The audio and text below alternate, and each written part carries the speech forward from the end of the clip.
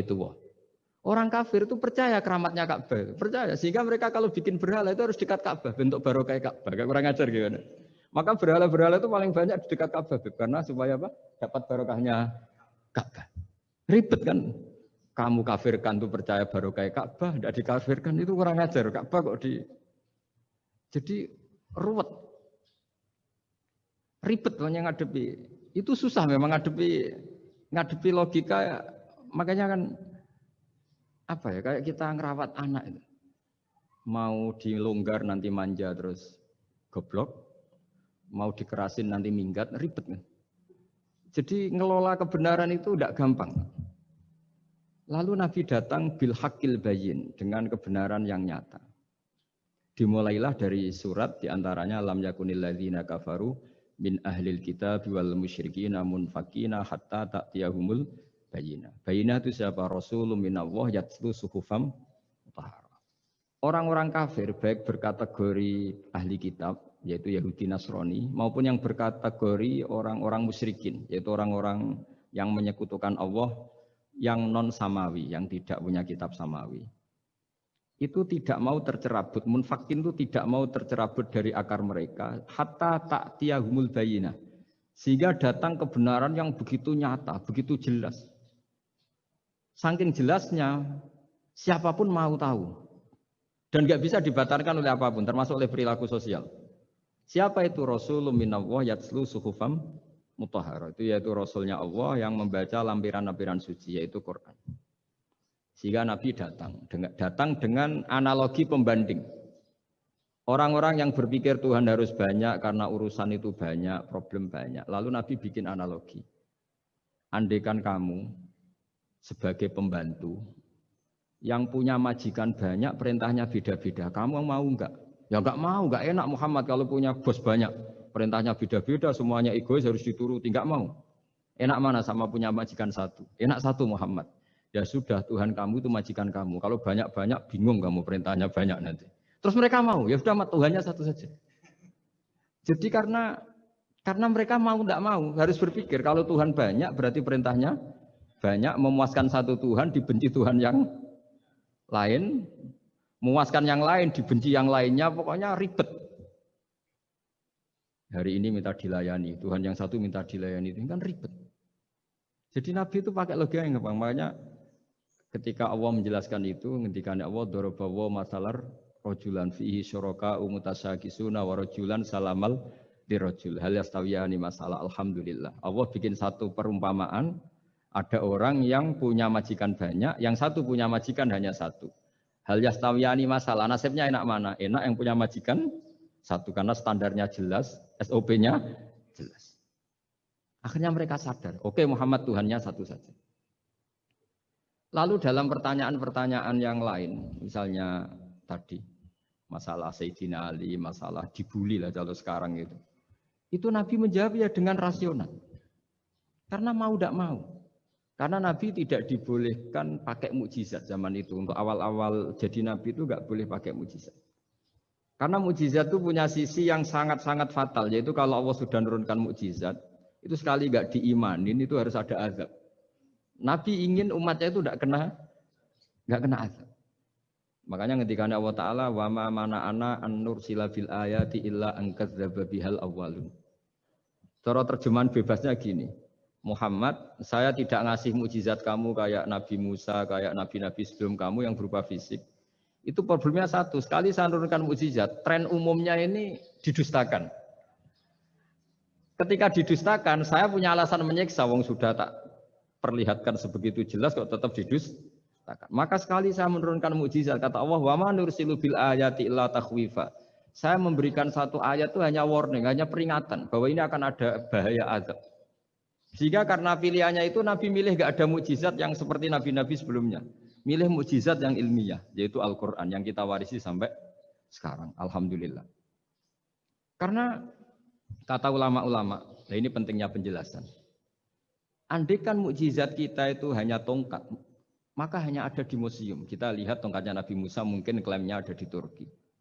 Mukjizat tabut kita lihat lagi di mana lah tempat di museum apa. Tapi kalau mukjizatnya Al-Quran, itu umatnya Nabi akan merasakan nikmatnya ila yaumil kiamat. Misalnya kita dalam bersuami istri atau dalam berkeluarga atau dalam bermasyarakat. Itu Quran kalau nasihati kita gampang sekali. Misalnya wa ashiruhunna bil ma'ruf fa in karihtumuhunna fa asa an takrahu syai'a wa ja'alallahu fi khairan katsira. Sudahlah kalau sama istri itu yang baik. Jika ada watak istri yang kamu nggak suka, dalam ketidaksukaan kamu itu ada kebaikan yang banyak. Kamu nggak suka karena kalau istri kamu sering marah, kamu nggak suka. Sukanya yang senyum. Tapi kalau senyum terus sama orang lain juga senyum, ribet kan kamu.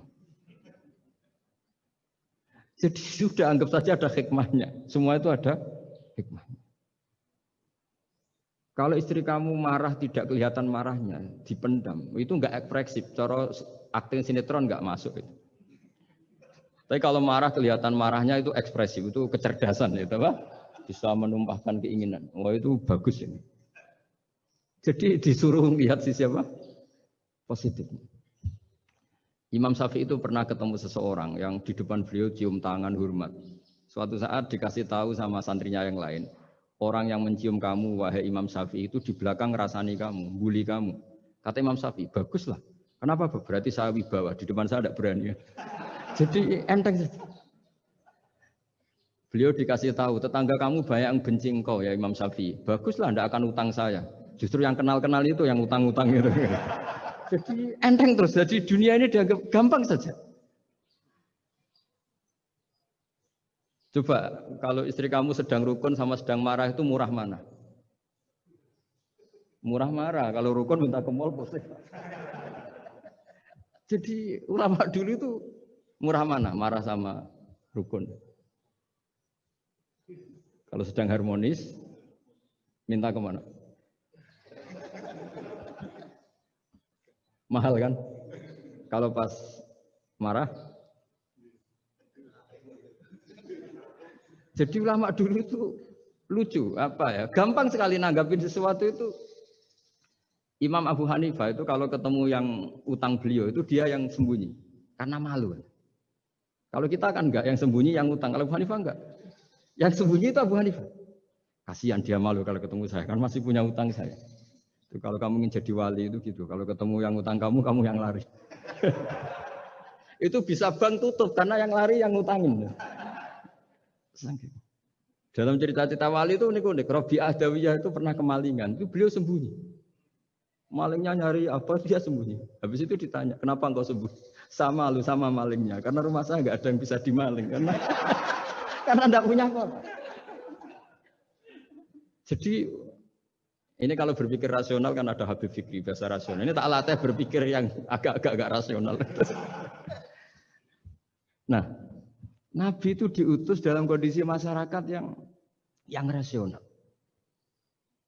Sehingga repot. Dan yang tidak rasional itu punya kecakapan olah kata sehingga seakan-akan rasional. Makanya ada kalimat terkenal di kalangan ulama, kalimatu haqqin urida biyal batil. Omongannya benar, tapi maksudnya tidak benar. Kayak tadi, la hukma illa lillah. Tidak ada hukum kecuali yang ada di Quran. Tidak ada hukum kecuali yang diturunkan Allah. Pertanyaannya, apa itu? Ya Quran. Lah iya apa? Makanya kata Sidina Ali, ya sudah, sal hadal mushaf. Tanya mushaf kamu. Oh ya tidak bisa, itu kan hanya kertas sama tulisan. Makanya tanya ulama, kata Sidina Ali. Nah Quran itu balwa ayatum bayinatun fi suduril ladzina utul ilm. Quran itu begitu jelas sebagai solusi, tapi di hatinya orang yang punya ilmu. Sehingga kemudian lahir beberapa generasi tauhid. Yang paling masyhur dimulai tauhid itu yang masyhur ya, itu adalah ketika ada orang namanya Muhammad bin Jubair bin Mut'im. Itu bapaknya Muhammad ini namanya Jubair bin Mut'im. Itu dia orang kafir, masih kafir. Dia datang ke Madinah itu untuk negosiasi tawanan perang Badar. Dulu beberapa orang yang negosiasi sama Nabi itu ya nunggu di masjid. Singkat cerita, Nabi sholat maghrib baca surat Wattur wa kitabim mastur fi raqim mansur wal baitil ma'mur was-saqfu fil marfu wal bahril masyur. Terus dia dengerin sampai Allah tanya, am khuliqu min ghairi syai'in. Kalau kamu tidak ngakui saya sebagai Tuhan, kata Allah, silahkan Anda berpikir bahwa alam raya ini dimulai dari ketiadaan. Atau kamu sendiri merasa sebagai pencipta alam raya ini, pencipta langit dan bumi. Itu namanya am khalaqus samawati wal ard. Itu orang itu disebut dahiyatul Arab, orang paling cerdas di Arab. Itu dia bingung. Dia selamanya kafir. Cara berpikir menuhankan berhala, Lata, Uzza, pokoknya menuhankan makhluk lah. Terus dia mikir, Muhammad ini kacau ya. Akal saya dihabisin kata dia. Jadi cara berpikir dia pakai akal. Dia tidak percaya mukjizatnya Quran, tapi dia bilang Muhammad ini kacau. Akal saya dihabisin. Akhirnya Nabi setelah salam dia menyatakan Islam. Karena kata dia Muhammad, akal saya habis oleh apa yang kamu baca. Nah ini saya mau menerangkan tauhid sebagai inspirasi. Yaitu logikanya gini, langit bumi ini kan wujud itu punya eksistensi.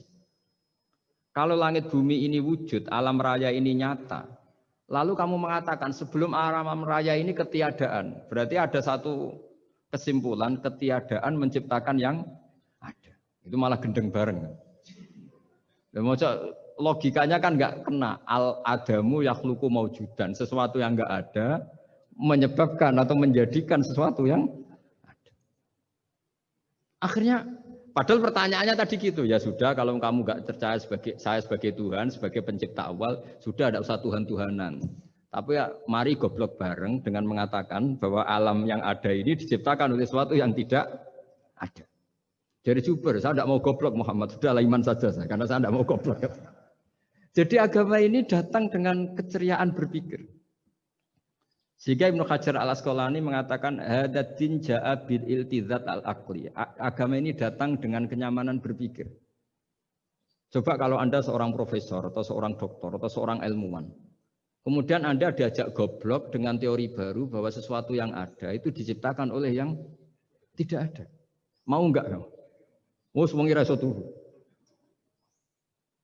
Diajarin sesuatu yang ada diciptakan oleh yang tidak ada.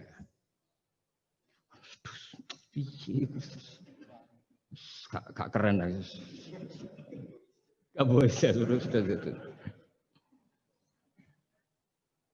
Jadi tauhid itu. Nah, kemudian lahir ulama-ulama baru yang cara ngarang sama. Ini kitab yang dulu saya ngaji sama Syekhina Kiai Maimun Siber Mbah Mun. Itu kemudian ulama-ulama baru, kata Yai Mbah Mun itu juga bapak saya sering pesen, orang itu harus tahu zaman.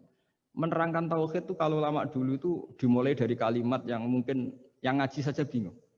Al-alam mutaghayyir wa kullu mutaghayyir hadis la budda mim muhdits. Itu sampean dengar mesti anggap jimat itu apa itu? Itu doa apa gitu. Doa jalbur rizki apa gitu. Padahal itu logika. Tapi terus ulama-ulama modern itu ngarang seperti ini ada gambar. Ini kitab yang saya dulu ngaji sama Mbak. Itu digambar seperti ini. Maksudnya digambar seperti ini gini, penjelasannya gampang. Sampean kalau gambar seruat apapun, misalnya gambar gedung tingkat 5 atau gambar gunung atau gambar apa saja.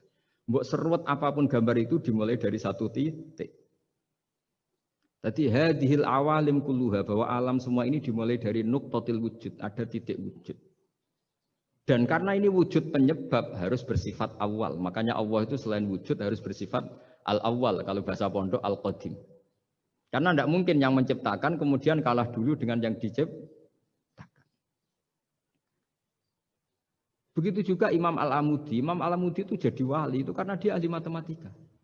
Sampai muridnya itu iskal. Ini guru saya masuk surga enggak? Kalau ngajar itu senang ngajar matematika.